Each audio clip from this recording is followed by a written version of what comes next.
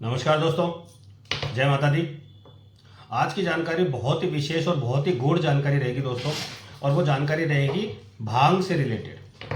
आप लोगों ने देखा होगा कि हमारे जो साधु संत हुआ करते थे, जो भगवान शिव के भक्त हैं, परम भक्त हैं, और वो बहुत सेवा करते हैं, बहुत ध्यान करते हैं, जंगलों में जाके वो ध्यान कर रहे हैं, तो वो भांग का सेवन कर लेते हैं और उसको बहुत ही गलत तरीके से बताया जाता है कि भाई ये तो नशा कर रहे हैं।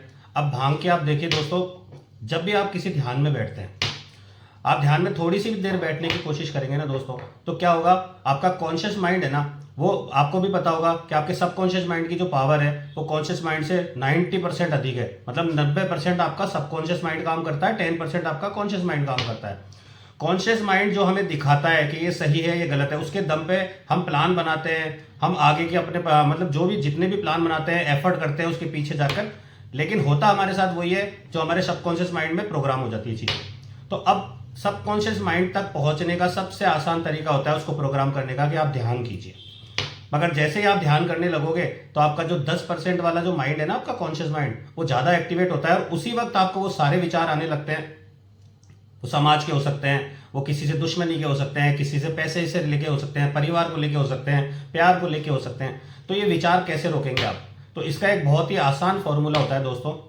यदि आपको अपने सबकॉन्शियस माइंड को जागृत करना है तो उसका तरीका एक ही है, आप अपने कॉन्शियस माइंड को सुला दीजिए। क्योंकि जब आप नींद लेते हैं ना, तो आपका कॉन्शियस माइंड उस समय सो जाता है, तो नींद में आपका सबकॉन्शियस माइंड सबसे ज़्यादा एक्टिवेट रहता है। तो वही कारण है दोस्तों। अब इसको सुलाने का तरीका क्या है?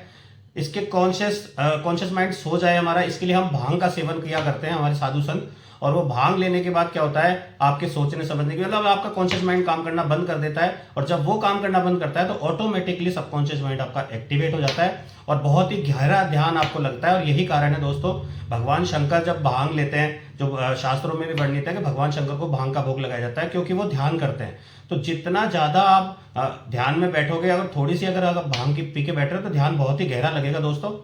और वैसे भी आपको पता है, ध्यान लगाते हो आप तो आपकी कुंडलिनी शक्ति जागृत होती है। कुंडलिनी शक्ति जब ऊपर की ओर बढ़ने लगती है ना, तो वो इतना प्रभाव ऊर्जा का बढ़ जाता है आपके बॉडी के अंदर कि उसका एक सबसे बड़ा कारण है कि ताप बढ़ने लगता है। जब ऊर्जा का प्रभाव बढ़ेगा तो आपके शरीर का ताप बढ़ेगा, और भांग की जो तासीर है वो शीतलता प्रदान करने की है। तो कहीं ना कहीं ये दो कारण है जिसकी वजह से भांग का भोग भगवान शंकर को लगाया जाता है। तो अब की बार जो सावन आ रहे हैं, तो आप भी कोशिश कीजिए दोस्तों कि आप भगवान शंकर को भी भांग का भोग लगाएं।